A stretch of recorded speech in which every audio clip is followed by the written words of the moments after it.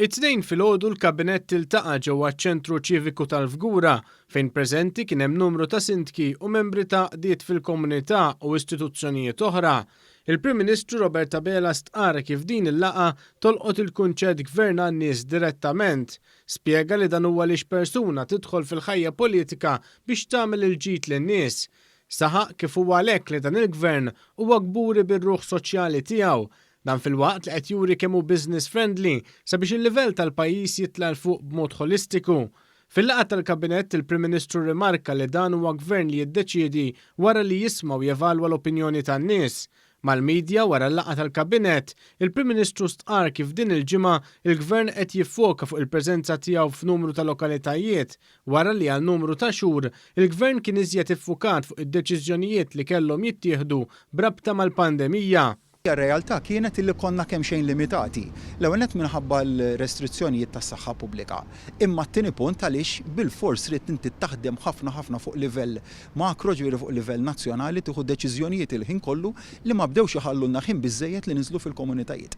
Issa qed naraw li d-deċiżjonijiet maġġuri ħadnihom għal dik li hija l-pandemija u dak qed jippermettilna li nkunu iżjed viċin in-nies niżlu iżjed fil-komunitajiet u nibqgħu nisimgħu il-weġa l-importanti li l-polz li inti żomm dejjem idejk fuq il-polz tal-poplu bekk tkun tista' tieħu deċiżjonijiet li dejjem ikomplu jtejbu il-ħajja tan-nies.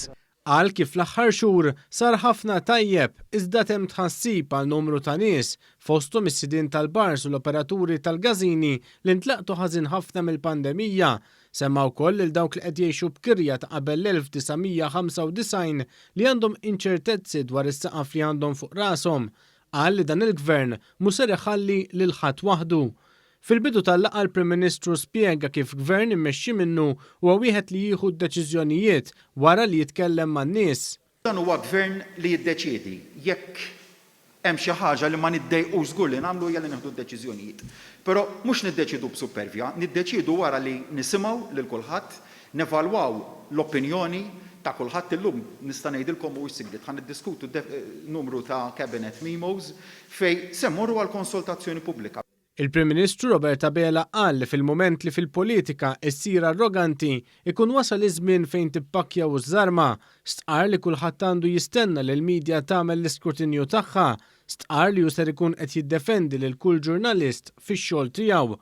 U elenka numru ta' investimenti li saru minn dan il-gvern fosthom l-investiment ta' 33 miljun euro f'ċentru ta' riżorsi tal-MKS ġdid, investiment ta' 4 miljun euro fl-iskola sekondarja ta' Santa Luċija, 150,000 euro fi ġnien vertikali fil-qasam industrijali ta' Kordin, 230 triq rurali li saru mill-2019 u l-art li ngħaddiet lil klabb tal-basketball ta' Hibernians. Semma wkoll iċ-ċentru tas-saħħa Ċensu Mowran li ser ikun l-ewwel ċentru reġjonali tas-saħħa f'Malta li jkompli jkabbar in-numru ta' servizzi li jingħataw fil-komunità.